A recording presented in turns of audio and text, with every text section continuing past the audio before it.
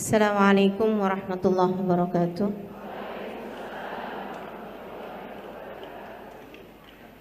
Alhamdulillah. Wassalatu wassalamu ala Rasulillah Muhammad ibn Abdillah wa ala alihi wa sahbihi wa man walah.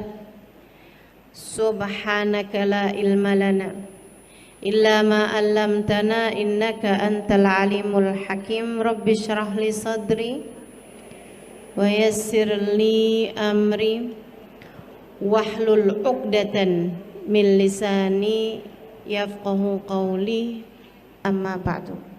Saudaraku sekalian saya muliakan, pergi ke Baitullahil Haram, pergi mengunjungi Ka'bah yang merupakan pusat ibadah umat Islam, menghadap ke arah Ka'bah, ke arah kiblat yang kiblatnya adalah Ka'bah.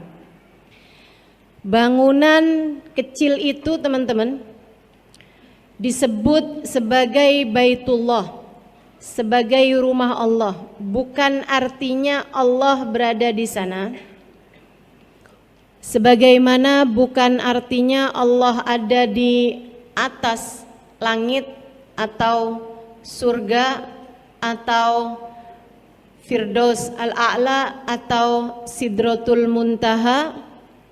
Tidak, sebab Allah tidak berarah. Itu hanyalah Ka'bah, hanyalah bangunan yang Allah nisbatkan dirinya dengan bangunan tersebut. Bukan berarti bangunan yang lain bukan miliknya Allah. Kayak semacam gini loh. Kamu punya 10 anak, tapi ada satu anak tuh yang nyenengin banget, membahagiakan hati kamu banget. Kamu cinta sekali sama satu anak itu, sehingga kamu suka bilang kepada semua anak-anakmu yang lain, nih baru anak mama. Emang yang lain bukan anak mama? Anak mamanya tetangga. Semua anakmu, semua anak mama, tapi secara khusus seorang anak disebut sebagai anak mama ketika anak tersebut sangat dicintai oleh mamahnya. Demikian pula dengan Baitullah, teman-teman saya sekalian, semua jengkal bumi milik Allah. Semua jengkal bumi diciptakan oleh Allah Subhanahu wa taala. Bahkan bukan hanya di bumi tapi juga di langit-langit sana dan di alam-alam yang kita nggak tahu, teman-teman saya sekalian, semua milik Allah. Semua diciptakan oleh Allah Subhanahu wa taala. Akan tetapi di antara seluruh jengkal bumi ini ada yang begitu Allah cintai hingga Allah menisbatkan dirinya dengan tempat tersebut, yaitu Baitullahil Haram, Ka'bah al-Musyarrafah, Ka'bah yang dimuliakan Allah Subhanahu wa taala. Siapa sih yang bangun Ka'bah pertama kali? Nabi Adam alaihissalam.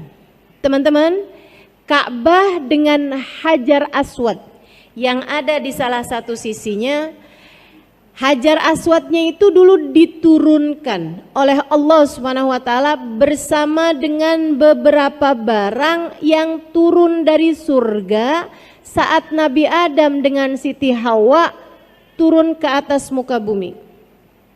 Siti Hawa sama Nabi Adam tuh waktu diturunkan ke atas muka bumi, ada beberapa barang yang ikutan turun. Dan barang-barang ini teman-teman saudara sekalian, istilah kita sekarang bolehlah dikatakan bahwa merupakan barang-barang paling sakti. Apa aja tuh yang turun? Satu, Hajar Aswad, batu yang dulunya berwarna putih bersih, turun bersama Nabi Adam. Yang lainnya ada cincin. Cincin ini apabila dipakai maka akan menjadikan siapapun yang memakainya ditaati, ditunduki oleh semua yang ada di alam semesta. Bukan hanya manusia, tapi juga bangsa jin.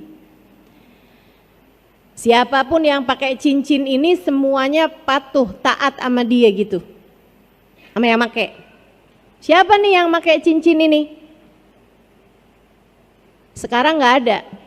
Tapi yang terakhir makainya adalah Nabiullah Sulaiman alaihis salam. Cincinnya Nabi Sulaiman. Sampai bikin binatang semua tunduk sama Nabi Sulaiman. Bangsa jin semuanya juga tunduk kepada Nabiullah Sulaiman. Kabarnya dalam dunia persihiran cincin ini masih terus dicari. Jadi kalau ada ibu-ibu lagi jalan,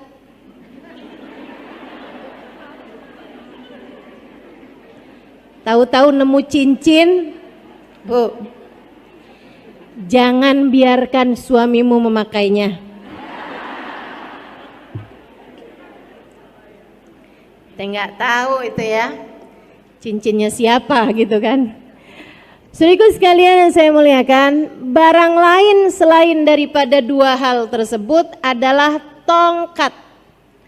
Tongkatnya Nabiullah Musa alaihi salam, yang dengannya Allah jadikan lautan terbelah ketika Nabi Musa memukulkan tongkatnya tersebut. Nah, barang-barang ini semuanya tidak jelas keberadaannya di masa sekarang kecuali Hajar Aswad.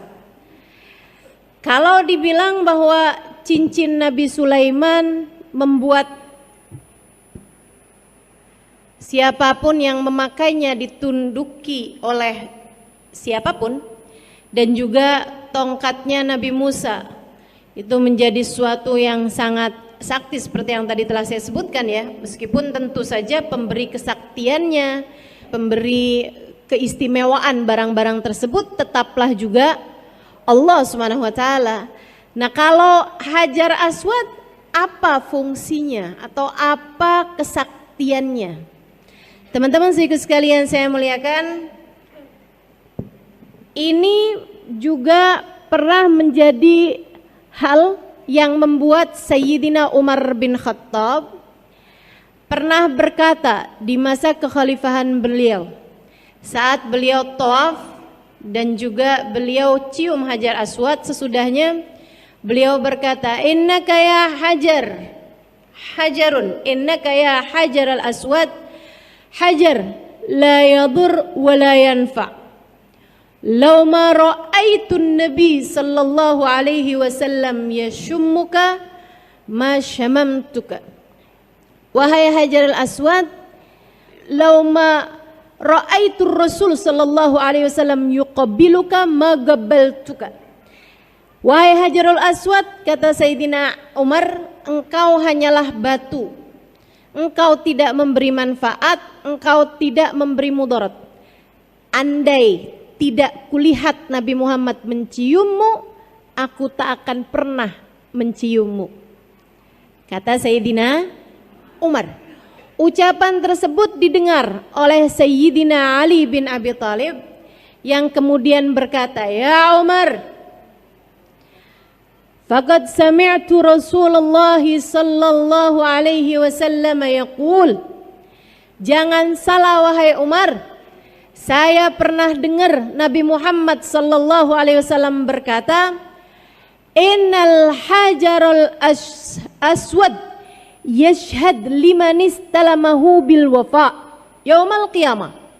Sesungguhnya Hajar Aswad akan datang sebagai saksi kepada siapapun yang pernah menyentuhnya, kepada siapapun yang pernah menyalaminya, meletakkan tangan di atasnya, kemudian menciumnya, menyalaminya, atau siapapun yang pernah menciumnya, bahwa orang tersebut adalah orang yang setia menjalankan agama Islam.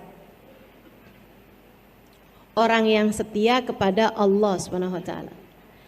Fa ayyu naf'in akbaru min hadza?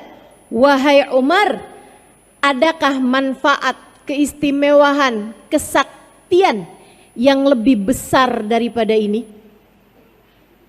Dia ternyata Hajar Aswad kesaktiannya bukan di dunia, Bu, Kak, Dek, tapi kesaktiannya di akhirat. Akan menjadi saksi kepada siapapun yang pernah menciumnya bahwa orang itu adalah orang yang setia menjalankan agama Islam, agama Allah. Sayyidina Umar langsung seneng banget sama ucapan Sayyidina Ali. Ini ya, kita tahu dari sini betapa para sahabat-sahabat Nabi Muhammad itu hatinya bersih-bersih. Nggak ada yang, nggak gitu loh Ali. Mari kita berdebat. Mari kita buka forum secara terbuka. Mari kita adu argumentasi, nggak gitu. Begitu Sayyidina Umar dengar ucapan Sayyidina Ali, yang tentu saja Sayyidina Ali berbicara tidak dari hawa nafsu, Sayyidina Umar pun berbicara tidak dari hawa nafsu, melainkan semuanya berbicara dari hati yang bersih. Sayyidina Umar kemudian berkata, bi'sal mugam laisa fihi Abul Hasan.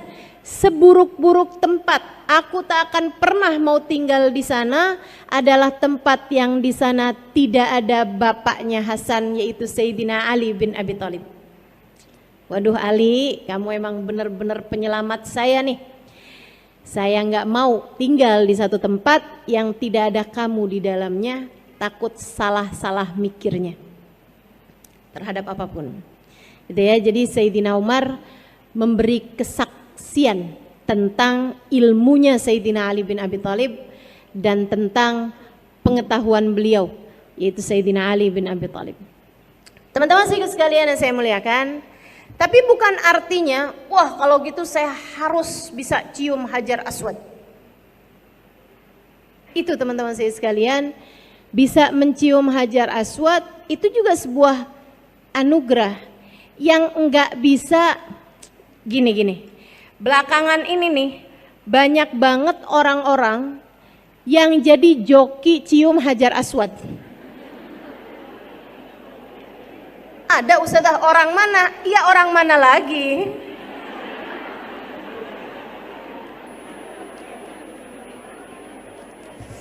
Kita tahulah oknumnya. Dari mana tuh ide-ide jokiin sesuatu. Saudariku sekalian yang saya muliakan, jadi ada tuh, saya pernah disamperin. Bukan saya pernah jadi joki ya, saya pernah disamperin. Dia bilang, Bu, cium Hajar Aswad Bu, $100 Bu, $100. $100. Akhirnya saya cuekin aja. Dia bilang, Bu, 200 real deh. Turun lagi gitu. Saya cuekin aja. 100 real Bu. Saya cuekin aja. Saya cuekin terus gitu maksudnya. Bukan kemudian saya bilang 50 real mau. Teman-teman sekalian, kenapa gitu? Yang namanya suap, itu kan namanya suap tuh. Ar-rashi wal murtashi finnar. Kata Nabi Muhammad, yang nyuap sama yang disuap tempatnya di neraka. Saya datang ke Mekah mau ibadah. Ngapain saya datang ke Mekah hanya untuk menambah daftar dosa yang membuat saya layak di neraka? Saya datang umrah buat ngapusin dosa, bukan buat nambahin dosa. Jadi saya nggak mau kerjain yang kayak begituan. Lagi pula teman-teman, urusan cium Hajar Aswad kalau dikasih kemudahan sama Allah gampang aja. Saya pernah cium Hajar Aswad, nggak pakai desek-desekan, malahan diantriin laki-laki sendiri, perempuan sendiri. Tahun 2000 saat melaksanakan ibadah haji, ada masanya subhanallah, saya nggak ngerti juga kenapa bisa begitu ya. Jadi malam 10 Dzulhijjah, malam hari raya, Rupanya kebanyakan jamaah-jamaah yang lain dari mabit di Muzdalifah yang ngambil batu tuh, itu mereka semuanya pada balik ke Mina untuk melaksanakan jumroh Aqobah atau untuk bermalam besok paginya melaksanakan jumroh, lempar batu. Sementara saya yang waktu itu ditanya sama rombongan kami dari Oman, saya berangkat hajinya bayarnya hanya sekitar 4 jutaan teman-teman. Berangkatnya dari Yaman.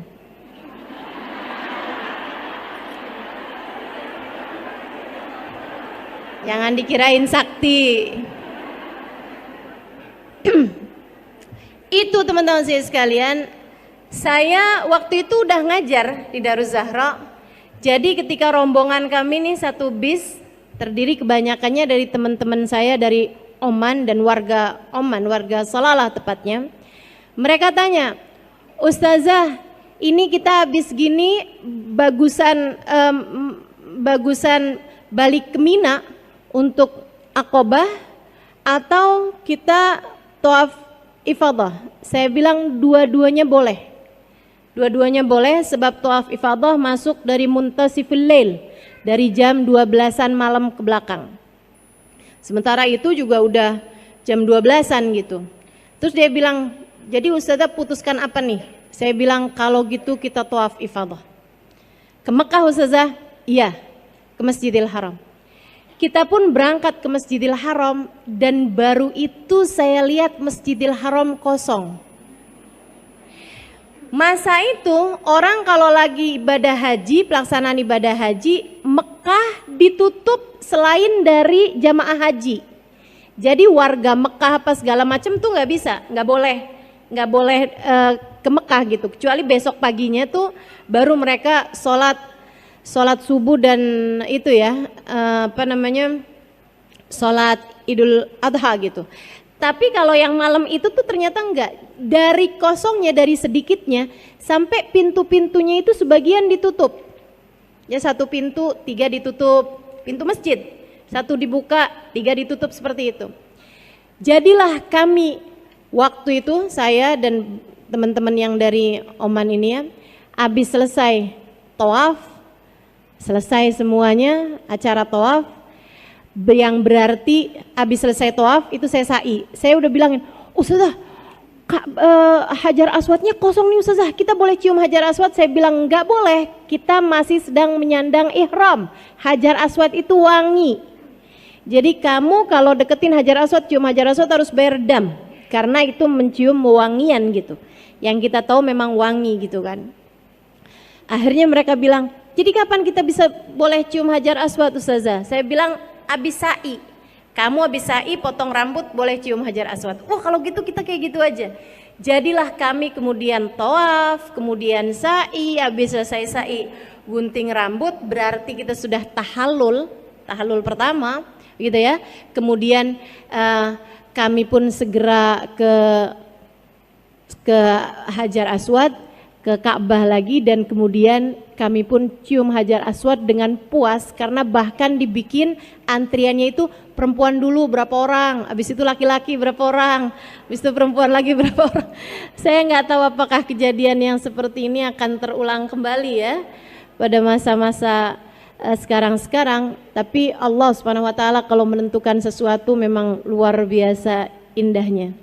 Jadi dulu sebelum pergi ke Mekah, ketika membahas mengenai Hajar Aswad kayak begini nih, saya bilang sama teman-teman di kelas, saya bilang doakan saya, mudah-mudahan saya kalau haji bisa cium Hajar Aswad tanpa desek-desekan dan tanpa berdesak-desakan sama laki-laki yang bukan mahram.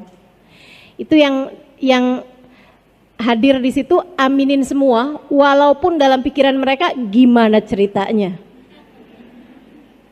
Allah kalau mengijabah tanpa peduli. Saudara sekalian yang saya muliakan, beberapa tahun sesudah saya tinggal di Indonesia, ada masanya saya bawa rombongan umroh. Sekarang saya nggak bawa rombongan umroh lagi. Jadi jangan ada yang nanya-nanya travelnya apa. Saudara sekalian, saya ada bawa rombongan umroh waktu itu. Kemudian di antara rombongan itu ada satu ibu bawa ART-nya. Jadi ada bawa ART-nya itu banyak gitu ya, berapa orang, kalau nggak salah sampai 4 atau 5 orang gitu, yang perempuan, kemudian ada supir, ada ini gitu, banyakan orang lah gitu yang ikut rombongan kami itu. Saya terangkan kepada mereka tentang fadilahnya mencium Hajar Aswad. Hari itu abisnya selesai tawaf sunnah bukan tawaf umroh, para ART itu asisten rumah tangga, pembantu rumah tangga, si ibu yang ikut rombongan saya ini gitu ya, itu pada desek-desekan berusaha mencium Hajar Aswad dan alhamdulillah berhasil. Jadi mereka bikin strategi saling inilah apa segala macam, saling kayaknya ya gitulah ya. Sampai akhirnya mereka bisa cium Hajar Aswad, semuanya berhasil kecuali satu orang. Siang hari itu mereka ngadu pada saya, mereka seneng banget gitu kan semuanya. Satu ini nangis sama saya, "Ustazah, saya belum berhasil Ustazah. Pas saya udah mau deket nih Ustazah, tiba-tiba saya kedorong, saya ditarik Ustazah, karena memang mau mengerjakan sholat gitu. Jadinya saya nggak dapat Ustazah, dosa saya banyak barangkali ya Ustazah." Nangis beneran. Saya bilang sama dia, "Nggak gitu Dek, mungkin nggak gitu masalahnya." Saya bilang, "Udah kamu doa aja minta sama Allah SWT. Kalau kamu ngerasa mungkin sebabkan dosa-dosa, banyak istighfar, banyak mohon ampun sama Allah." Dia pun melaksanakan itu semuanya. Besok harinya dia datang pada saya nangis lagi. Ternyata nangisan. Tapi kali ini dia nangis seneng. "Ustazah, saya bisa cium Hajar Aswad lama banget." "Kok bisa begitu?" Dia bilang, "Saya Ustazah desek, akhirnya saya bisa cium Hajar Aswad. Waktu saya lagi cium Hajar Aswad, tiba-tiba aja sepi, gak ada orang di sekeliling saya. Saya udah ngangkat kepala, kok sepi, saya cium lagi. Saya niatin Ustazah, buat ini gitu, dia niatin sama dia. Jadi dia nyium sekali buat saya, nyium sekali buat siapa gitu. Semua orang diwakilin sama dia. Buat orang tuanya, buat saudara-saudaranya. Saya aneh Ustazah, kenapa kok kepala saya nggak diangkat-angkat gitu. Jadi saya lama banget Ustazah di Hajar Aswad itu Ustazah. Habis itu pas saya angkat Ustazah, ternyata beneran sepi banget, tempatnya lagi dibersihin.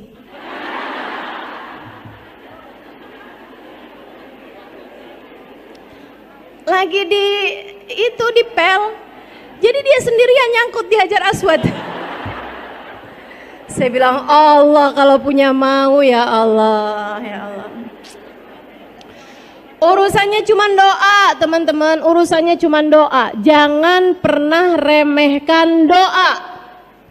Jangan pernah remehkan doa. Tuh, Al-Hajaril Aswad yang ada di dalamnya Ka'bah itu asalnya putih. Yang bikin dia hitam kenapa? Dosa orang-orang yang memegangnya. Sampai akhirnya jadi hitam. Wah, sekarang legam banget itu ya. Kebanyakan dosa-dosa umat ini ya. Jadi sekalian, saya doakan yang belum pernah sampai sana, mudah-mudahan Allah sampaikan kamu ke sana.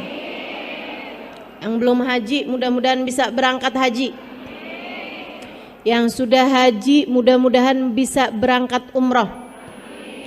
Saya nggak doain yang sudah haji balik lagi, kesian sama yang ngantri. Panjang banget antriannya, dah mendingan hajinya sekali aja, sisanya umroh. Karat wa marat insyaallah, berulang-ulang kali insyaallah bisa berangkat pergi umroh teman-teman saya sekalian. Amin ya rabbal alamin. Jadi Ka'bah itu dibangun oleh siapa? Pertama oleh Nabi Allah Adam alaihi salam. Kabarnya dulu Nabi Adam itu teman-teman saya sekalian diturunkan di Hind. Ketika turun dari atas langit, turunnya tahu kan kenapa? Bukan karena belum bayar pajak, dikeluarin dari surga gitu ya. Enggak gitu, atau belum bayar kos-kosan di surga gitu. Teman-teman sekalian, Nabi Adam dikeluarkan bersama dengan Siti Hawa dari surga disebabkan karena akalas syajarah, makan buah yang dilarang oleh Allah Subhanahu wa taala. Fabadat minhuma sawatuhuma, maka pakaian-pakaian kebesaran mereka di surga berhamburan. Kemudian saat itu juga Siti Hawa keluar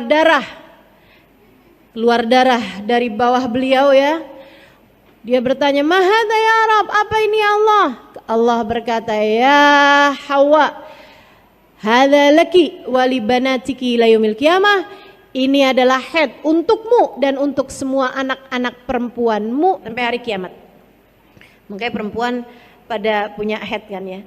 Sementara Nabi Adam, nah ini saya baca kisah ini di kitab I'anatul Talibin ala Syarhi Fathil Mu'in di bab mengenai haji. Teman-teman sekalian, Nabi Adam ketika makan buah tersebut segera keluar kayak tulang dari leher beliau. Ini yang disebut dengan nama jakun. Ya, makanya anak laki-laki pada punya jakun tuh. Begitu kan? Bisa dioperasi apa enggak tuh jakun Ustazah? Kagak ngerti dah saya. Teman-teman sekalian saya muliakan, nih laki-laki dan perempuan. Kemudian Allah pun menurunkan keduanya di atas muka bumi. Kabarnya Nabi Adam turunnya di Hind, di India sekarang ya.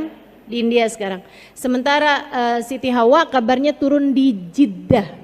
Karenanya kotanya disebut kota Jeddah karena Jeddah artinya adalah nenek moyang, gitu ya. Artinya adalah nenek gitu. Jadinya kota Jeddah itu karena ia adalah tempat turunnya Siti Hawa. Wallahu a'lam. Yang kayak beginian kan sejarah nggak bisa dicari kebenarannya begitu ya. Nah itu teman-teman. Kemudian Nabi Adam pun berusaha untuk menemukan Siti Hawa. Kebayang zaman itu loh, mau nyari orang nanyanya sama siapa?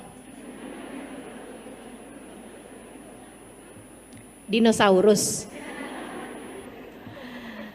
Nyari-nyari petunjuk dari Allah Subhanahu wa taala, sampailah kemudian mereka berjumpa, kabarnya di padang Arafah. Makanya tuh waktu saya naik ke Jabal Rahmah yang tempat padang Arafah itu ya, itu teman-teman sekalian kalau lagi nggak musiman haji, padang Arafah tuh kosong, sepi gitu, sepi. Palingan ada orang-orang yang datang ke sana hanya untuk sekedar lihat. Ini loh kalau ibadah haji itu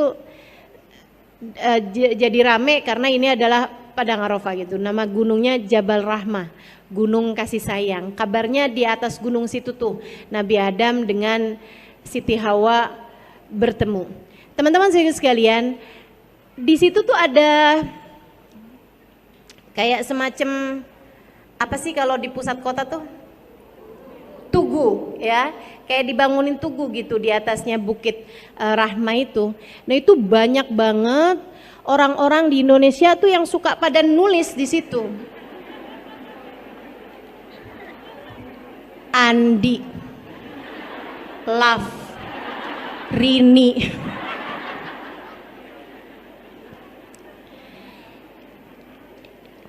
Di belakangnya ada tulisan lagi, Andi, Love, Dini. Nah yang sebenarnya yang mana nih? Itu katanya ya, kayaknya nih yang di depan ditulis sama bininya, yang di belakang tulis sama lakinya. Itu yang mustajab yang mana tuh?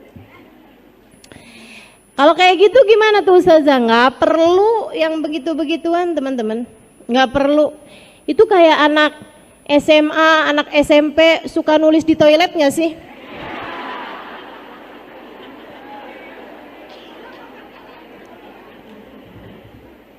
Nggak perlu, sekali lagi ya, ngotorin aja. Jadi bikin pemerintah Saudi Arabia sibuk ngecat mulu tuh tugu. Baik, saudaraku sekalian yang saya muliakan, di sanalah keduanya bertemu dan padang Arafah, makanya disebut sebagai Arafah, gitu kan?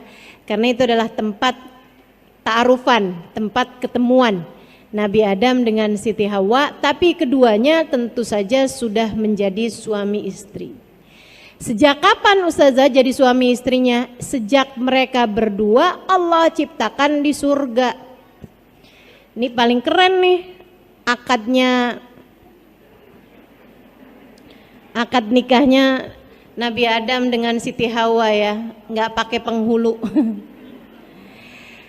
Kabarnya ketika Nabi Adam sendirian di surga, dia pun merasa kesepian. Allah kemudian menciptakan dari salah satu tulang rusuknya Siti Hawa.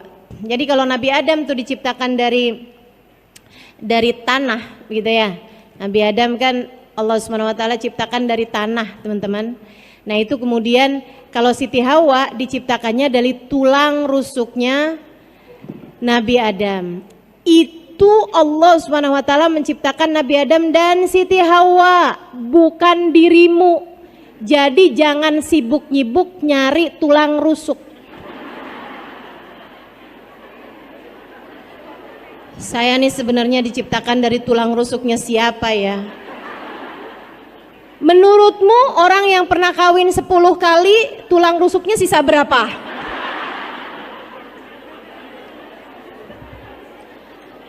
Enggak gitu deh. Terus perempuan yang pernah kawin 3 kali tulang rusuknya barengan gitu. Nah enggak gitu ya. Itu Nabi Adam dengan Siti Hawa aja. Yang Nabi Adam diciptakan dari tanah dan air, sementara Siti Hawa diciptakan dari tulang rusuknya Nabi Adam. Hanya Siti Hawa.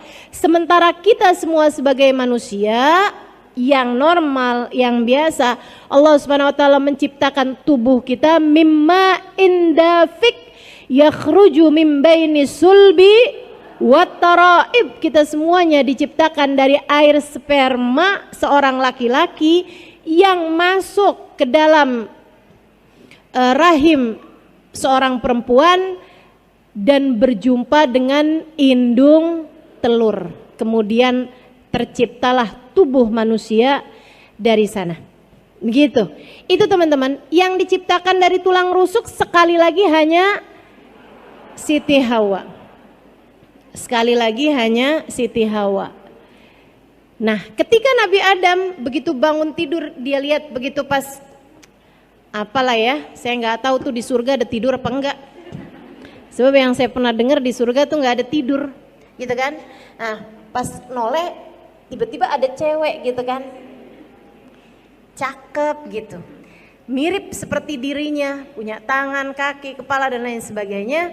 Maka Nabi Adam pun berusaha mendekati dia.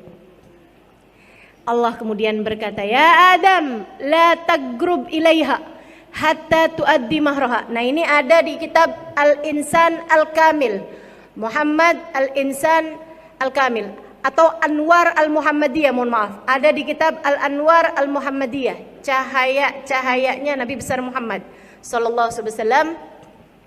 Yang kata guru saya Sayyidil Habib Umar bin Hafid, man arada nurun nabawi fa alaihi bil anwaril muhammadiyah. Siapa yang kepengen banyak dapat cahayanya Nabi Muhammad, bacalah kitab Anwar Muhammadiyah. Saudara sekalian saya muliakan, di dalam kitab tersebut dikisahkan kisah ini. Jadi Nabi Adam ketika mendekati Siti Hawa, Allah berkata kepadanya, Adam, kamu gak boleh dekat sama dia sampai kamu akad dan bayar maharnya. Sampai kamu bayarin maharnya, baru bisa jadi halal. Wa ma mahraha ya Rabb? Nabi Adam nanya, apa maharnya ya Allah? Allah berkata, antusalli ala habibi Muhammad sallallahu alaihi wasallam asyara marrat. Bersolawatlah kepada kekasihku Muhammad 10 kali. Nabi Muhammadnya belum ada nih. Akan tetapi subhanallah, Allah subhanahu wa ta'ala kemudian menjadikan maharnya Nabi Adam dengan Siti Hawa adalah bersolawat kepada baginda Nabi besar Muhammad sallallahu alaihi wasallam. Makanya memang salah satu hal yang baik untuk kamu perbanyak dalam rangka mudah untuk diijabah hajat adalah bersolawat. Kamu kalau pengen apa-apa, udah banyakin solawat aja dah. Itu senjata kita banget teman-teman. Nabi Adam ini bukan umatnya Nabi Muhammad loh sebenarnya kan. Segitunya aja urusannya sama sholawat. Apalagi kita nih yang umatnya. Itu adalah senjata besar, senjata ampuh yang Allah Subhanahu wa taala berikan dalam kehidupan kita ini. Bersolawat kepada baginda Nabi besar Muhammad sallallahu alaihi wa ala alihi wa sahbihi wasallam. Ada beberapa kawan saya pernah ngadu sama guru kami tentang rasa cemburu. Ada gitu. Kita ini kan sebagai seorang istri pasti aja ya, cemburu itu tanda cinta. Gimana nih Ubabah cara nyembuhin hati dari cemburu? Kata Ubabah, cemburu itu sesuatu yang normal. Kalian tahu nggak, Siti Hawa aja cemburu? Kan jadi pertanyaan ya, Siti Hawa cemburu dari siapa? Siapa yang dicemburuin Siti Hawa? Dinosaurus. Siapa nih gitu kan? Yang lain-lain kan malaikat gitu. Jadi kayaknya nggak pantas banget buat cemburu gitu. Namanya bukan makhluk yang sama tuh kan. Ibu-ibu pernah cemburu mayam? Enggak kan? Pernah cemburu sama kucing? Kan enggak gitu. Jadi kita kan cemburu biasanya sama sesama begitu kan ya. Ubabah kemudian bercerita, kabarnya Siti Hawa itu dari cemburunya kepada Nabi Adam, tiap kali Nabi Adam habis jalan keliling-keliling di surga, pulang-pulang tulang rusuknya dihitungin.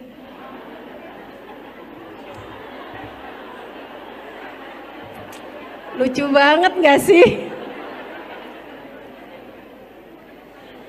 Ya Allah. Tulang rusuknya Nabi Adam dihitungin. Khawatir Allah menciptakan dari tulang rusuk yang lain seorang perempuan seperti dirinya. Teman-teman sekalian sekalian yang saya muliakan, ini Nabi Adam dan Siti Hawa turunkan, kemudian Allah Subhanahu wa taala bersama dengan turunnya Nabi Adam dan Siti Hawa diturunkan 3 barang tersebut. Kemudian Allah perintahkan sesudah mereka berjumpa di Padang Arafah, Allah SWT perintahkan Nabi Adam untuk menggali sebuah tempat di mana Allah menurunkan Hajar Aswad di tempat tersebut, yaitu Ka'bah yang sekarang ini teman-teman, gitu ya. Area Ka'bah sekarang itu nggak pernah berubah-berubah. Itu adalah tempat turunnya Hajar Aswad dari atas langit ke atas muka bumi ini. Nah itu Allah SWT perintahkan di titik itulah bangunlah Ka'bah. Dibangunlah Ka'bah, kemudian Ka'bahnya jadi hancur di zamannya Nabi Allah Nuh alaihi salam ketika banjir bandang. Kemudian Nabi Nuh membangun kembali sesudah surutnya banjir tersebut. Kemudian hancur lagi di zamannya Nabi Allah Sulaiman alaihi salam. Karenanya ma min nabiyyin illa wahaj, tidak ada satu nabi pun kecuali semuanya pasti pernah haji. Perhatikan, tidak ada satu nabi pun kecuali semuanya pasti pernah haji. Jadi semua nabi-nabi itu pada pernah haji, semua tanpa terkecuali. Teman-teman sekalian yang saya muliakan, karenanya haji itu atau pelataran Ka'bah itu adalah salah satu dari tanah paling mulia yang pernah diinjak orang, karena di tempat itu pula lah begitu banyak orang-orang soleh yang pernah menapakkan kaki di sana. Saya teman-teman setiap kali tawaf saya suka ngebayangin hal kayak gitu. Jadi saya pikir ya Allah, Nabi Adam tawaf, Nabi Ibrahim tawaf, Nabi Nuh tawaf, Nabi Ismail tawaf, Nabi Yahya, Nabi Zakaria. Semuanya pada pernah tawaf di tempat ini ya Allah. Sekarang saya pun kau izinkan untuk tawaf di tempat ini. Ya Allah, sebagaimana engkau telah memandang mereka dengan pandangan cintamu, pandanglah hamba yang hina dina ini juga dengan pandangan kasih sayangmu. Kalau lagi tawaf saya suka bayangin Nabi Muhammad tawaf. Nabi Muhammad kita sallallahu alaihi wasallam, baginda kita Rasulullah sallallahu alaihi wasallam Tawaf, teman-teman saudaraku sekalian, tawaf. Bahkan ketika beliau belum haji sekalipun, Nabi itu sebelum Islam itu setiap tahun haji.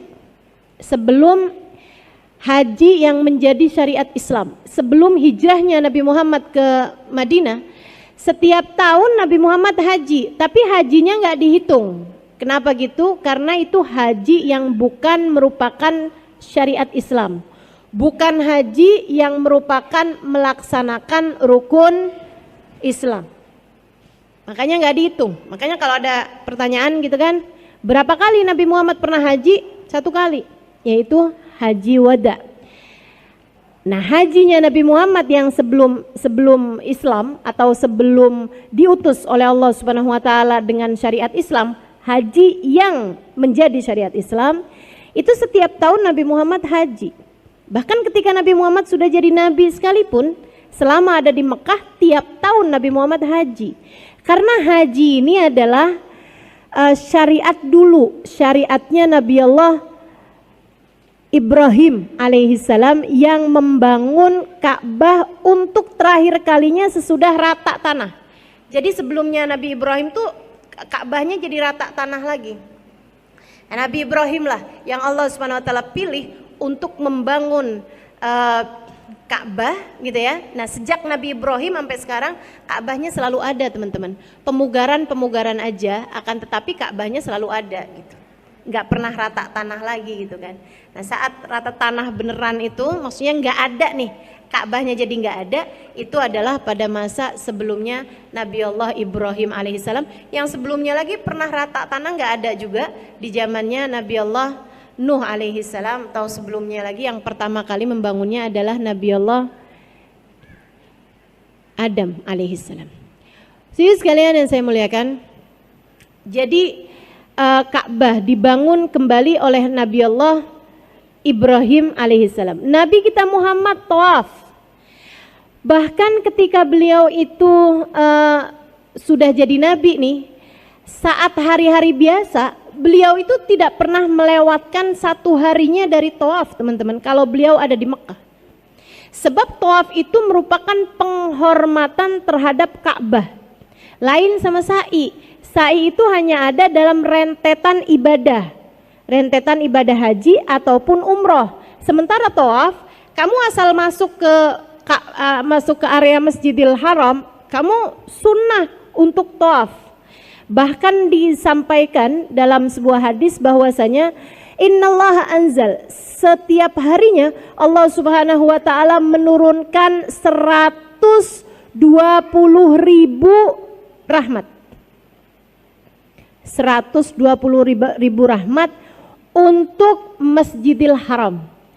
Allah baginya 60 rahmat buat yang tawaf, 40 rahmat buat yang sholat di Masjidil Haram, dan 20 rahmat buat yang lihat Ka'bah. Jadi kalau kamu Allah mudahkan, mudah-mudahan Allah takdirkan, di Masjidil Haram ya, yang tentu saja sekarang tidak ada di sana. Kalau bisa tawaf, kalau nggak bisa sholat, kalau nggak bisa sholat pandanglah Ka'bah. Maksudnya kalau sedang memungkinkan tawaflah, kalau sedang tidak memungkinkan untuk tawaf sekurangnya sholat. Banyakin, Ustazah saya udah sholat apa aja? Sholat apa aja? Sholat sunnah Ustazah, sholat sunnah, sholat qadha, sholat kamu yang dulu-dulu. Mungkin ada yang kelewat zaman jahiliyah, iya kan? Bangun-bangun udah siang hari gitu, kamu belum sholat subuh, dan mungkin sholat tersebut belum kamu laksanakan, belum kamu qadhain di masa-masa remajamu. Banyakin sholat di Masjidil Haram, karena sholat di Masjidil Haram 1 rakaat senilai 100.000 rakaat dibandingkan tempat yang lain. Gak tanggung-tanggung, teman-teman. 1 rakaatnya senilai 100.000 rakaat. Dan saya kalau di Masjidil Haram, di Masjid Nabawi itu suka pindah-pindah tempat. Tar sholat di sebelah sana, tar sebelah sana, tar area sebelah sana. Kenapa? Saya cari-cari gitu. Ya Allah, mungkin di sini Nabi Muhammad pernah sholat. Mungkin di sini orang-orang mulia pernah sholat. Mungkin tempat ini dulu pernah disolatin sama Sayyidina Abu Bakar. Mungkin di tempat ini dulu pernah disolatin sama Sayyidah Fatimah Zahra. Mungkin di tempat ini dulu pernah disolatin sama Sayyidah Aisyah Ridha. Mungkin di tempat ini pernah disolatin Rabi'atul Adawiyah. Mungkin di tempat ini pernah disolatin Syekh Abdul Qadir Jailani. Mungkin di tempat ini pernah disolatin Sayyidina Al-Faqihil Muqaddam Muhammad bin Ali Ba'alawi. Mungkin di tempat ini pernah disolatin Sayyidina Syekh Abu Bakar bin Salim. Kita nggak pernah tahu teman-teman, Imam Syafi'i dulu sholat di mana aja, Imam Malik dulu sholat di mana aja. Jadi saat kamu sedang ada di Mekah, saat kamu sedang ada di Madinah, perbanyaklah untuk berada di dalam masjidnya. Jangan kebanyakan keliling pasar.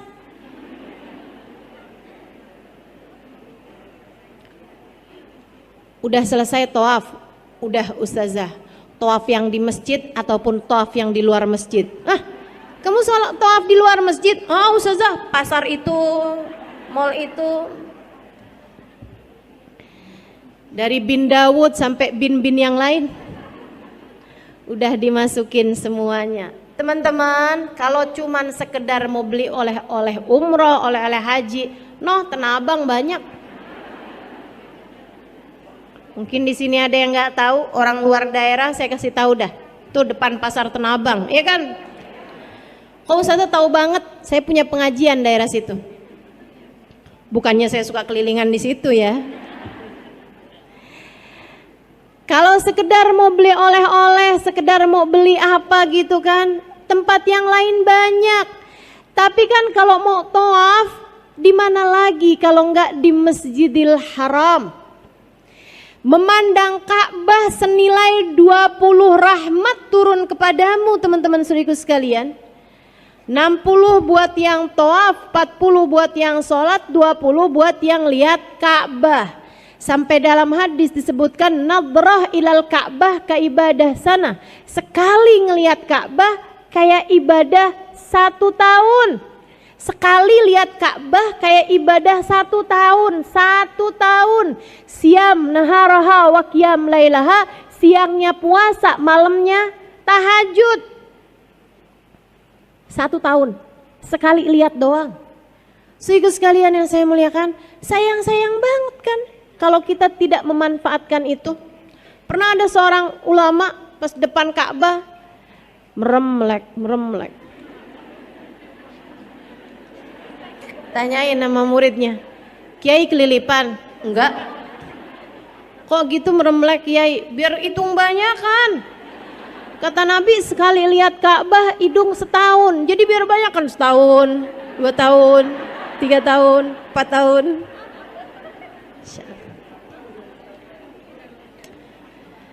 Tempat-tempat terindah di atas muka bumi ini teman-teman sekalian. Baitullahil Haram, rumah Allah yang paling mulia.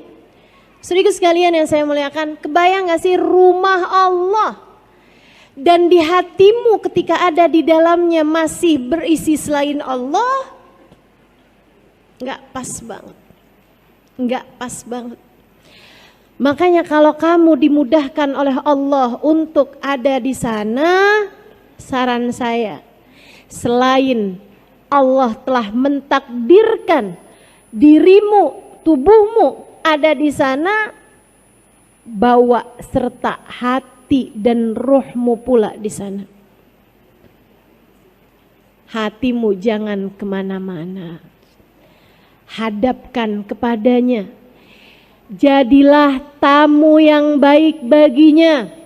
Saudaraku sekalian, kita aja kalau lagi jadi tamunya gubernur misalnya, tamunya presiden misalnya, adab kita nggak benar, dikeluarin kita dari ruangan, bukan begitu? Allah juga gitu teman-teman. Jangan dikira sama semua. Jangan dikira sama semua. Ini kayak haji nih. Nabi Muhammad bercerita, idza labbal abd, apabila seseorang mengumandangkan talbiyah, dia berkata labbaik Allahumma labbaik, labbaik la syarika laka labbaik, innal hamda wan ni'mata laka wal mulk la syarika lak. Artinya, ya Allah, aku datang memenuhi panggilanmu ya Allah.